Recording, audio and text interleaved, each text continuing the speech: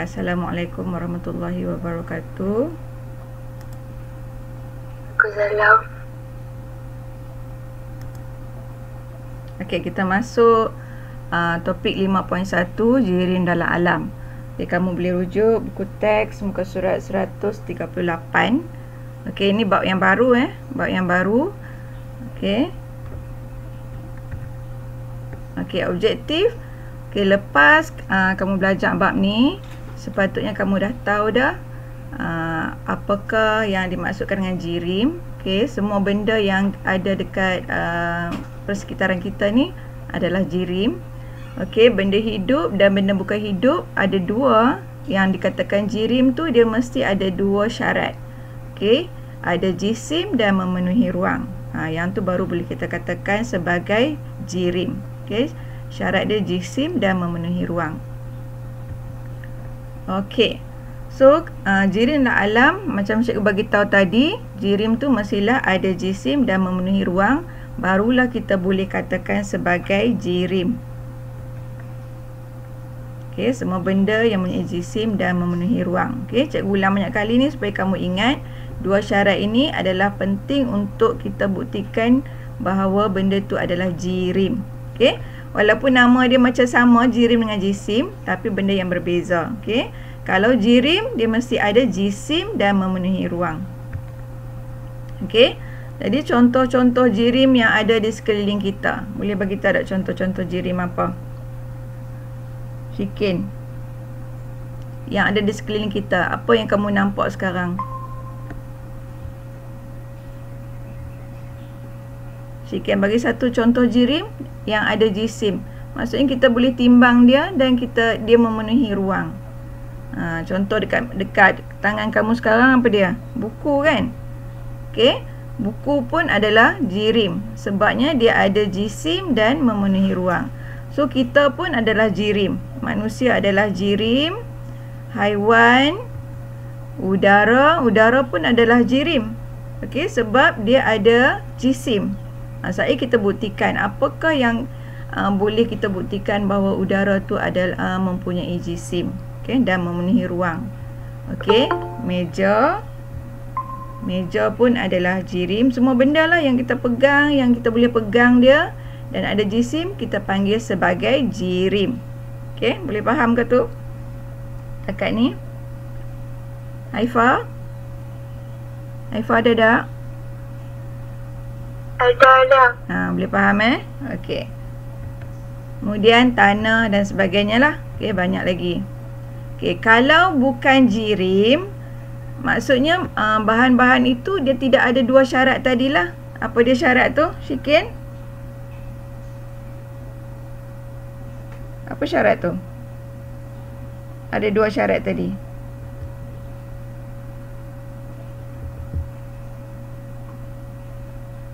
Syikin ada tak Syikin?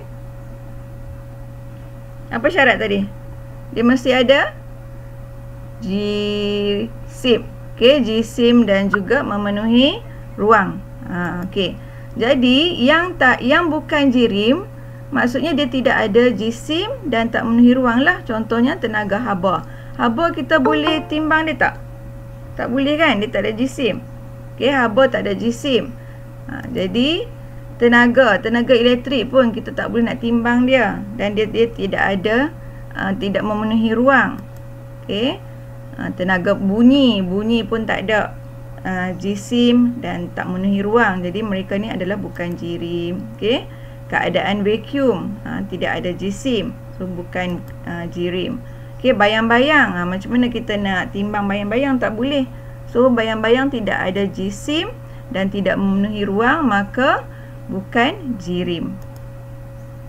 Okey. Kita terus tanya soalan. Antara yang berikut yang manakah adalah jirim?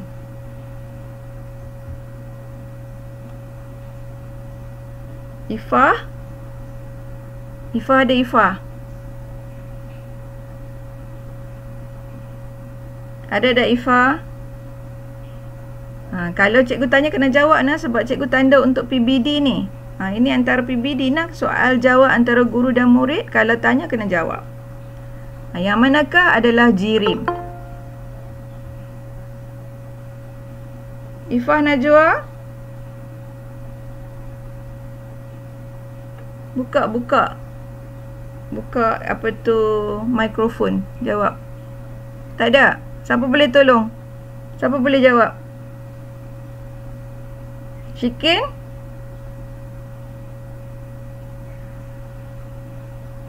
Tak ada juga. Kau cikgu cakap seorang-seorang ni. Gelombang radio. Gelombang radio. Antara yang berikut yang manakah adalah jirim? Jirim kita tengok balik syarat dia ada dua kan? Dia ada jisim dan memenuhi ruang.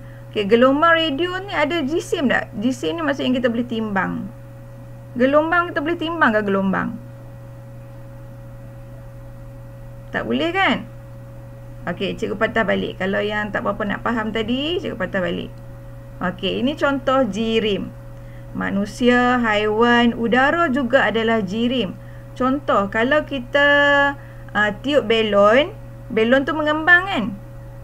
Bila belon mengembang, maksud dia udara tu dia cuba memenuhi ruang yang dalam belon tu. Jadi, udara adalah jirim. Dan dia juga adalah jisim. Nanti cikgu tunjuk satu eksperimen yang kita letakkan dua belon pada kayu. Lepas tu bila kita pecahkan satu belon, kayu tu akan jadi sengit. Sebab belon yang kita tak pecahkan tu, dia akan turun ke bawah. Maksudnya, udara yang ada dalam belon tu mempunyai jisim. Jadi, udara adalah jirim. Okey, kita patah balik soalan tadi. Okey, mana jawapan yang betul?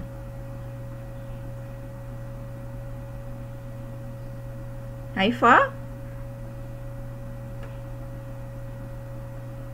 Ya, cikgu. Apakah jawapan dia? Antara yang berikut yang manakah adalah jirim? Tak tahu. Tak tahu? Udara, cahaya, emosi, gelombang radio. Yang mana jirim? Syarat untuk jirim apa dia? Ada dua syarat kan untuk sesuatu tu dikenali sebagai jirim. Dia mesti ada jisim, mesti memenuhi ruang. Okey, yang mana satu jawapan dia? Cahaya, cikgu. Cahaya?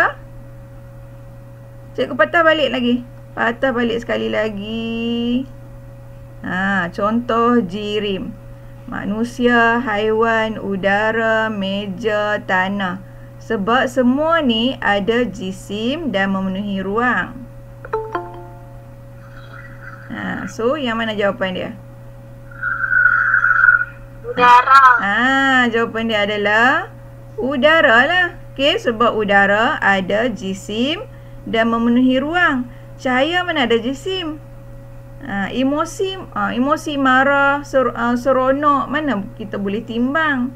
Tak boleh. Gelombang radio pun tak boleh nak timbang. So, udara ni ada jisim dan juga memenuhi ruang. Ingat dua syarat tu. Dua syarat tu ialah ada jisim dan memenuhi ruang. Okey.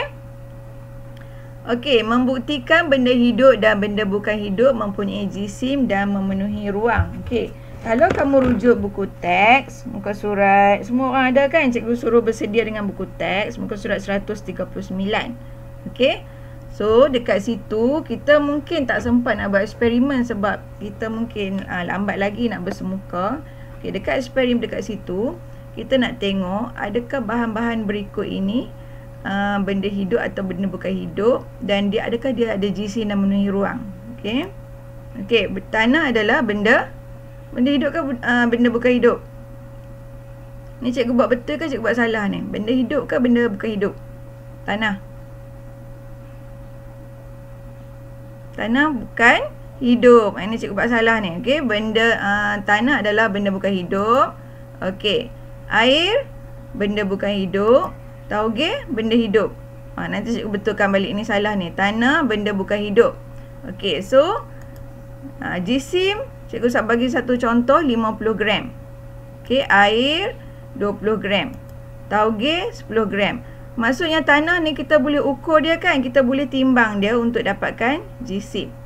Okey. Dan memenuhi ruang. Kalau kita letak tanah dalam bikar, dia boleh duduk dalam bikar kan? Betul tak? So, tanah memenuhi ruang. Okey, air. Air benda bukan hidup. Dan jisim dia 20 gram. Maksudnya kita boleh timbang air tu. Dan juga kita letak dalam bikar. Jadi dalam bikar dia memenuhi ruang dalam bikar tersebut. Okey. So tauge benda hidup. Benda hidup sebab dia membesar dan sebagainya. Okey. Kejap lah cikgu betulkan balik ni. Benda bukan hidup.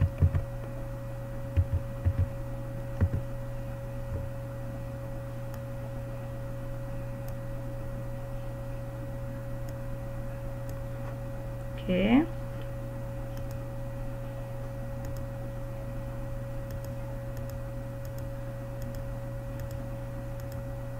Okey, memenuhi ruang, ya, ya. Tauge memenuhi ruang tak? Kalau kita letak dalam bekas, dia penuh dekat bekas tu kan, dia memenuhi ruang. Jadi, tauge juga adalah jirim. Sebab dia ada syarat jisim dan memenuhi ruang. Okey, saya nampak sikit. Okey, jisim dan memenuhi ruang. Okey, next. Adakah tanah, air dan tauge merupakan jirim? Jawapan dia, ya. Okey, tanah, air dan tauge adalah jirim kerana tengok ada dua syarat ni. Ada jisim. Jisim tu yang kita unit yang kita gram lah, unit gram dia kan, jisim. Dan memenuhi ruang. Jadi tiga-tiga benda tadi adalah jirim. Okey, berikan 5 contoh bahan-bahan lain yang merupakan jirim. Siapa boleh bagi tahu kat cikgu? Dia Kaisara. Contoh bahan-bahan lain yang merupakan jirim. Yang sekeliling kamu, yang kamu boleh nampak. Atas meja cikgu ni ada spek mata. Spek mata pun adalah jirim. Atas meja cikgu ni ada pen. Pen juga adalah jirim. Jirim sebab kita boleh pegang dia, memenuhi ruang. Kita boleh pegang dia, kalau kita timbang dia ada jisim. Dia ada unit gram, kita boleh nampak nilai tu. Okey. Seorang bagi kat cikgu, apakah contoh jirim? Kena jawab nah, kalau cikgu panggil kena jawab. Dia mana dia? Dia Kaisara. Buka mikrofon tu. Dia, mana dia? Cahaya. Saya. Jirim. Jirim cahaya kan? Cahaya kita boleh timbang dia tak?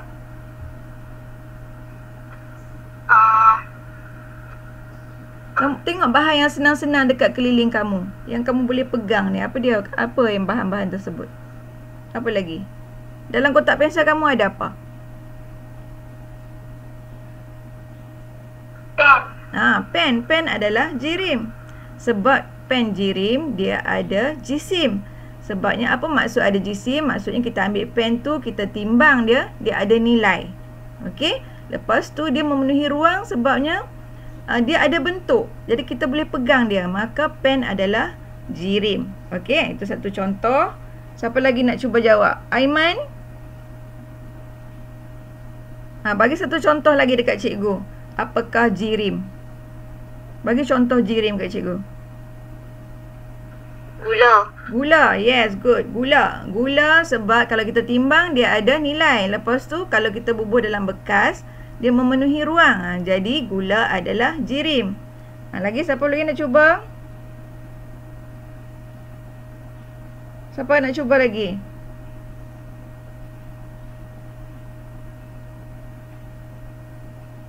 Ifah? Ifah nak cuba lagi? Ifah? Satu lagi. Lepas tu kita bergerak ke slide lain. Satu lagi cikgu nak tengok contoh jirim. Ada tak? Tak ada. Contohlah sekeliling kamu lah. Okay, kopi ke, cawan ke, bedak ke, minyak angin ke, semua tu adalah jirim. Okay, semua tu adalah jirim. Okay, ini eksperimen yang menunjukkan kata udara tu adalah jirim. Okay, tengok yang ni eksperimen sepatutnya kita buat dekat makmal, tapi dah tak boleh. Cikgu terangkan dululah eksperimen ni. Okay, contoh. Kita letakkan belon, kita tiup belon, lepas tu belon akan mengembang sebab udara di dalam belon itu memenuhi ruang. Kemudian letakkan tali dekat rod kayu. Kemudian kita pecahkan belon tersebut guna pita selofan. Okey, guna pita selofan ni. Lepas tu apa yang terjadi agak-agak?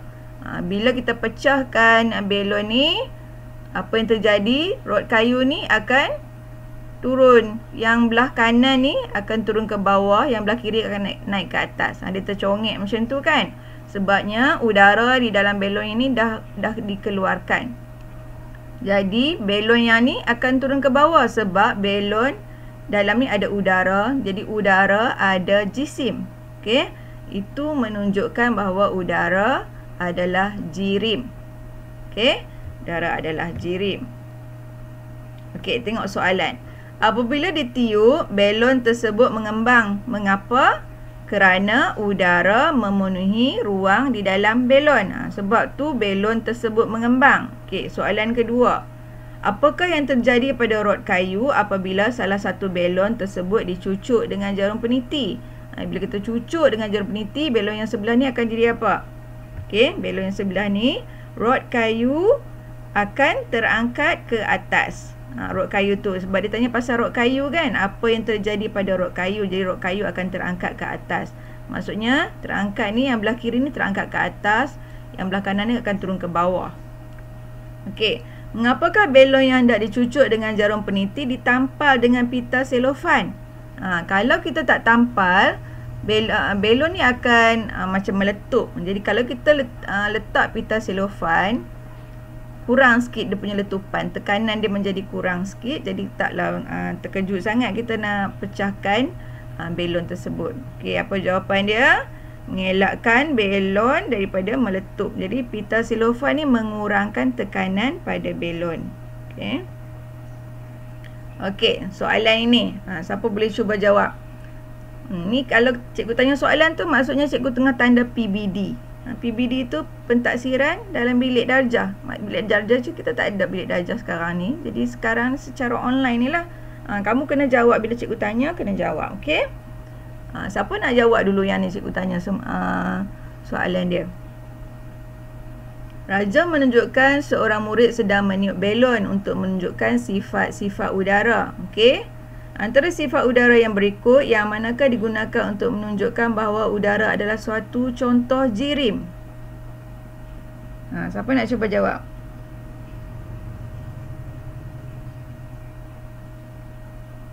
Hamzah boleh masuk dah. Hamzah apa jawapan dia?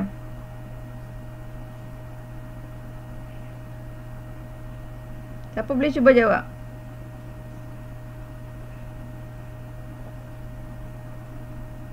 Irdina?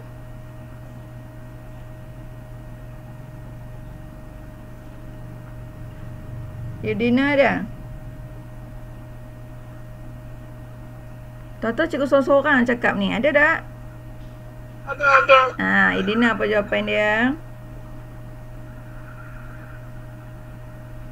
Antara sifat udara yang berikut, yang manakah digunakan untuk menunjukkan bahawa udara adalah suatu contoh jirim? Udara mengembang. Kan cikgu tadi bagi tahu ada dua syarat. Tadi kalau belon tu mengembang, bila belon tu mengembang, maksudnya udara syarat ke berapa tu? Tadi ada dua syarat kan, jisim dengan memenuhi ruang. Jadi bila kita tiup udara di dalam belon, apa jadi pada udara tu? Dia cuba buat apa? Cuba memenuhi ruang. Okey, good. Okey. So udara cuba memenuhi ruang. Okey. Tu nampak dah jawapan tu, tak apa nampak sebab dia besar slide tu. Udara memenuhi ruang. Okey, itu jawapan dia.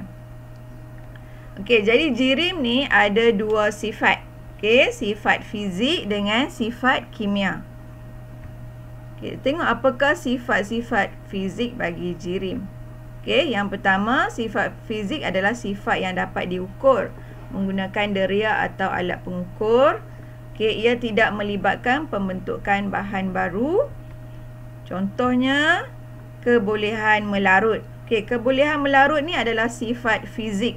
Okey, bagi jirim, kebolehan melarut. Contoh dia, kebolehan melarut ni maksudnya kalau cikgu buat eksperimen antara dua bahan ini, cikgu masukkan garam dalam air, lepas tu cikgu kacau. Garam tu boleh melarut kan? Jadi garam boleh melarut. Kalau cikgu ambil pasir masuk dalam air, cikgu cuba kacau, pasir tak boleh melarut. Jadi kebolehan bagi pasir tidak boleh melarut. Itu adalah sifat fizik. Okey. Kemudian takat didih. Takat didih pun adalah sifat fizik bagi jirim. Contoh, kalau cikgu panaskan air sehingga mendidih, so takat didih bagi air adalah 100 darjah Celsius.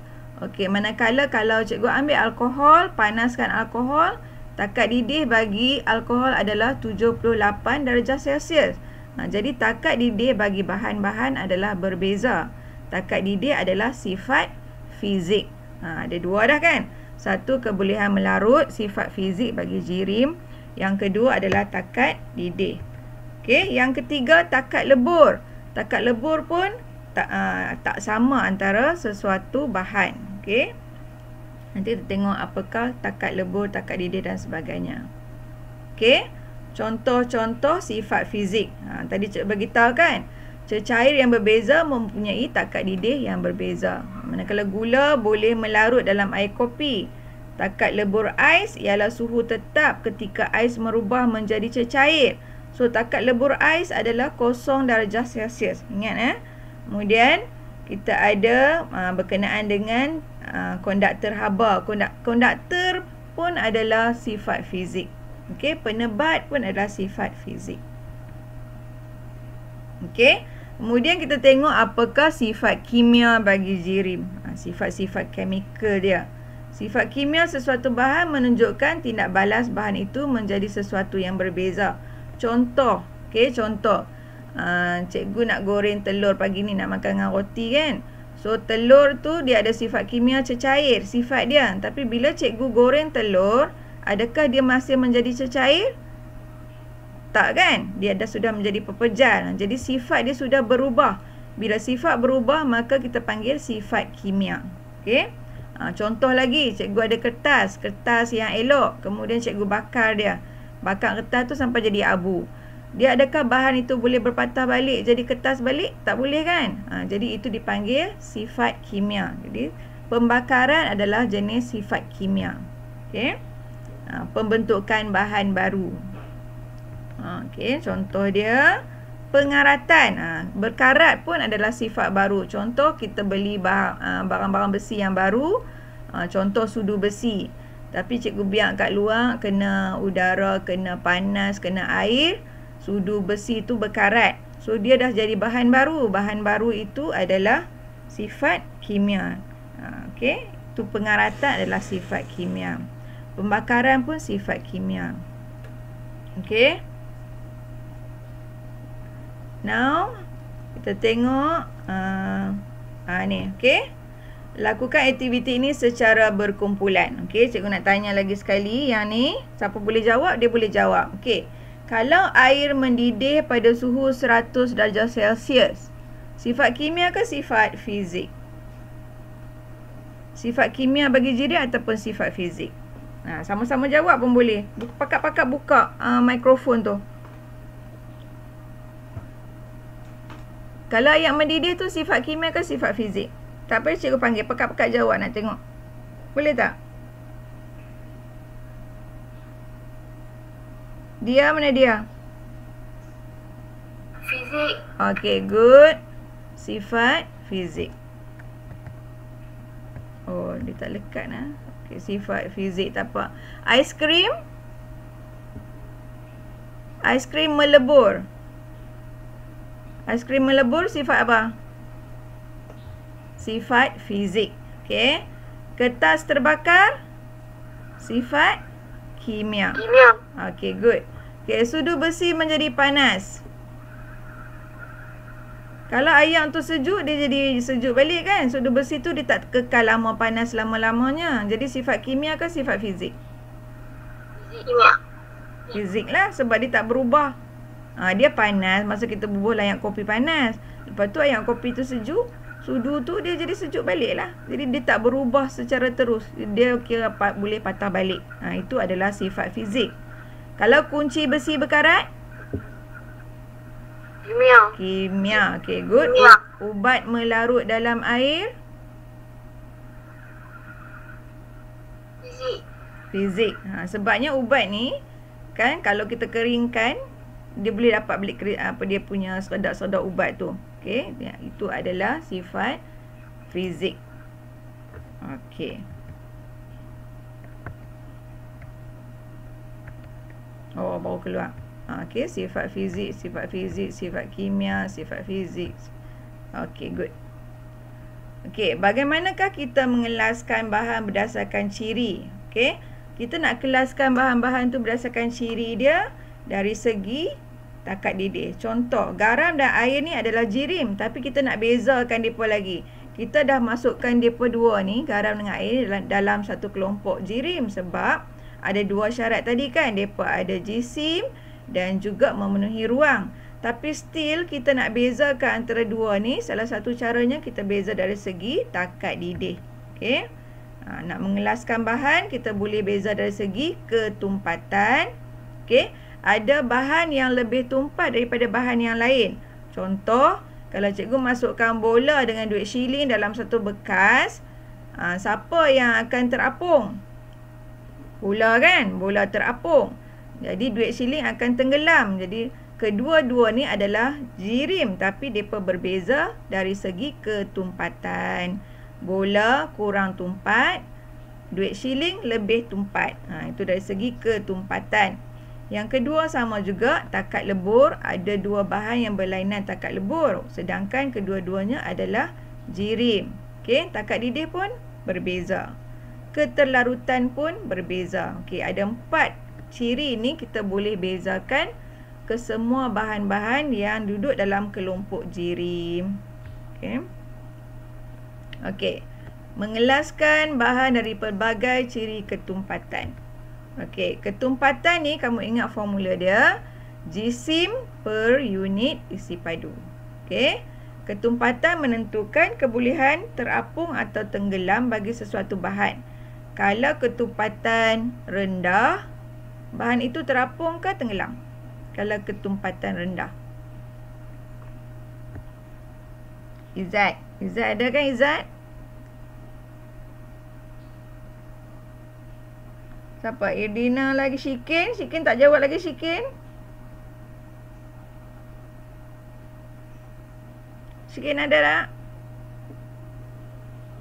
Okey, kalau sesuatu bahan itu lebih tumpat, ia akan tenggelam.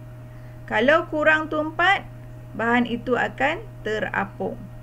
Okey. Contohnya bola terapung di atas permukaan air kerana bola kurang tumpat. Kamu kena jawab soalan, kena jawab dua-dua ni, kita bagi tahu keadaan dia terapung. Sebab apa? Sebab bola kurang tumpat. Okey. So minyak terapung di atas permukaan air kerana minyak kurang tumpat. Okey, so kita bagi dua jawapan dekat situ. Kita bagi keadaan dia macam mana, kemudian kita bagi dari segi ketumpatan dia. Minyak terapung sebab apa? Sebab minyak kurang tumpat berbanding air.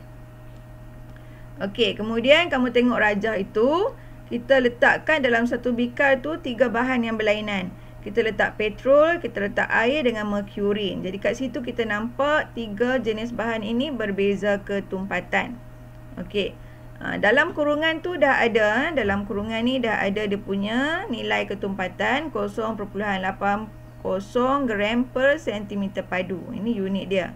Jisim per unit isi padu. Yang ni satu, air 1 gram per sentimeter padu, merkuri 13.60 gram per sentimeter padu. Jadi nilai yang besar, maka merkuri akan duduk di bahagian bawah. Jadi merkuri lebih tumpat berbanding petrol dan air. Petrol kurang tumpat berbanding air dan merkuri.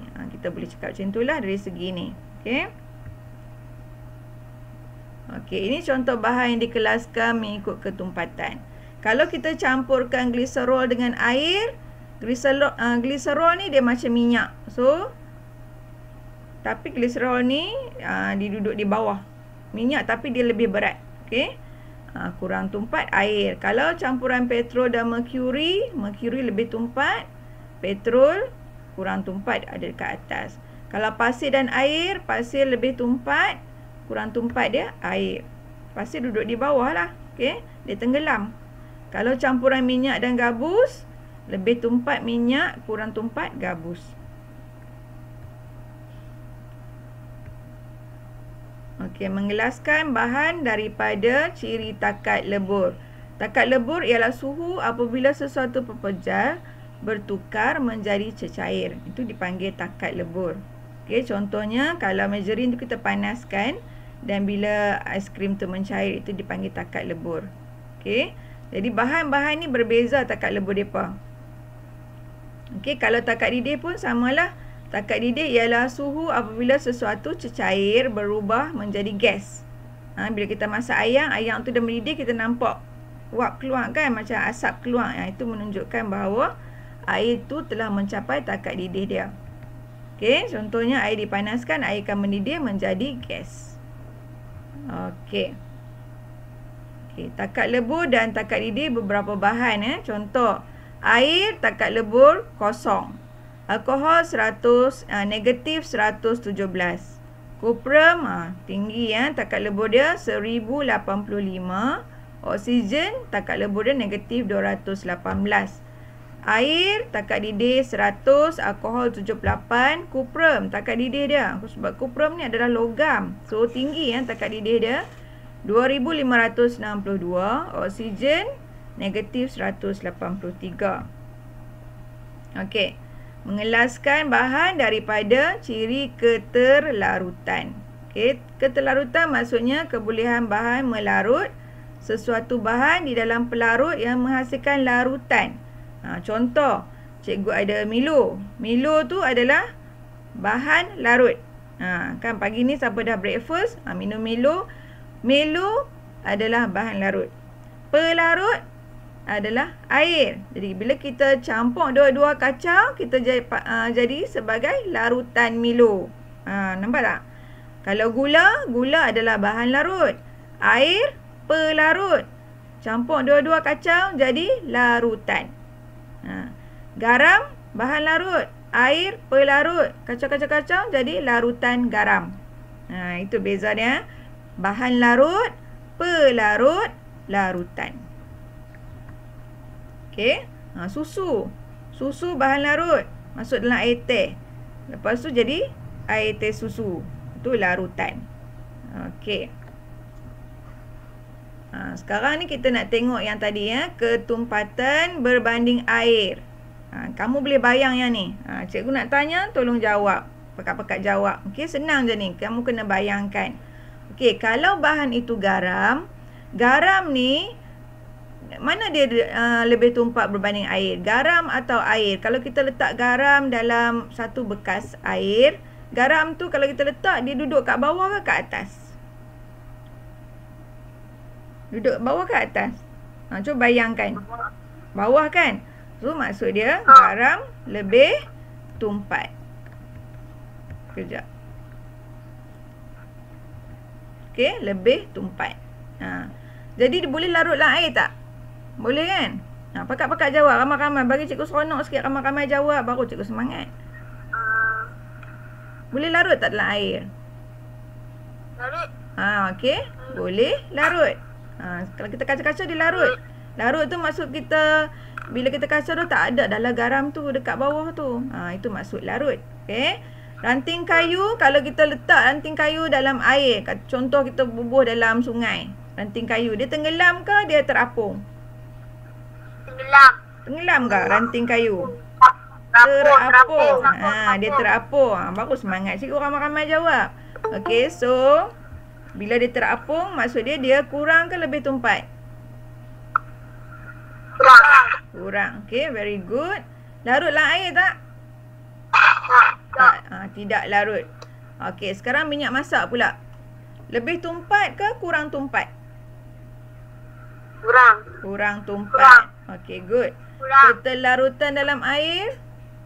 Tidak larut. Tidak larut. Tidak. Gabus? Kurang. Kurang Lebih. tumpat. Kurang. Gabus. Tahu kan gabus apa? Gabus. Tahu. Okey. Kalau larut dalam air? Tidak. Tidak larut. Okey, good. Guli kaca lebih tumpat kan sebab dia akan tenggelam kan? Okey, tak larut. Pasir pun lebih tumpat. Tak larut. Gula pasir lebih tumpat. Larut. Serbuk koko? Kalau serbuk koko biasanya dia duduk atas ke bawah? Bawah. Bawah kah? Dia macam serbuk teh, dia terapung dulu kan. Lepas tu lama-lama baru dia tenggelam. Okey, dia kurang tumpat. Tapi boleh larut dalam air. Okey. Okey. Takat itu dulu. Cikgu tak boleh pergi lama-lama. Nanti banyak lagi kita nak ni. So, untuk tugasan. Okey, salin tugasan. Latihan praktis formatif. Tengok kat buku teks muka surat 144. Pakat-pakat buka muka surat 144. Okey, praktis formatif tu. Jawab soalan 1, 2, 3, 4 dan 5. 1, 2, 3, 4 dan 5. Kemudian buku modul hijau tu. Okey, muka surat 80. Pakat buka cikgu nak tunjuk. Muka surat 80. Okey, sampai 82. Yati cikgu nak keluar dah ni, nak habis dah. Okey, sampai muka surat 82. Tapi kamu jangan bimbang, cikgu ada record. Kalau sekejap lagi, kalau sempat cikgu akan bubuh lah.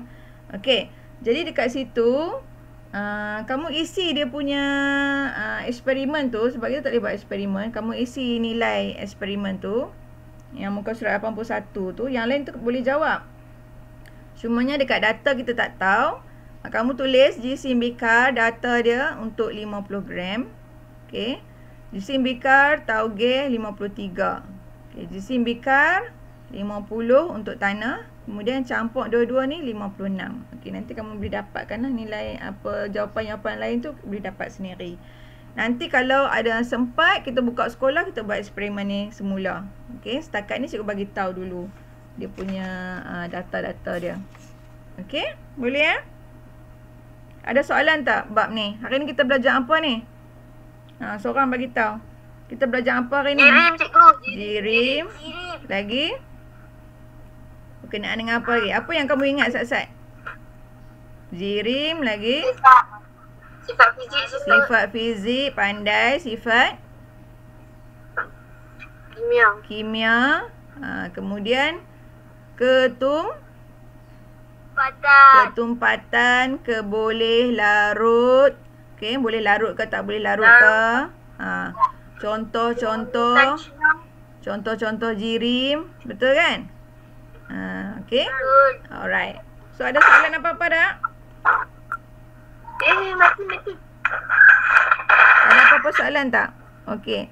So sains sampai 9.30, ada masa sejam. Kamu terus buat latihan. Tak payah pergi tengok TV, tak payah duduk pergi mana-mana. Terus buat latihan. Dan kalau sempat siap, hantar ke cikgu-cikgu nak semak. Okey, snap dan hantar dekat WhatsApp personal ke ataupun dekat Telegram. Okey, ada soalan boleh tanya PM cikgu. Okey, itu saja. Okey, untuk hari ni. Okey Okey. So itu saja. Assalamualaikum dan terima kasih semua kerana masuk. Tahniah. Okey, bye bye.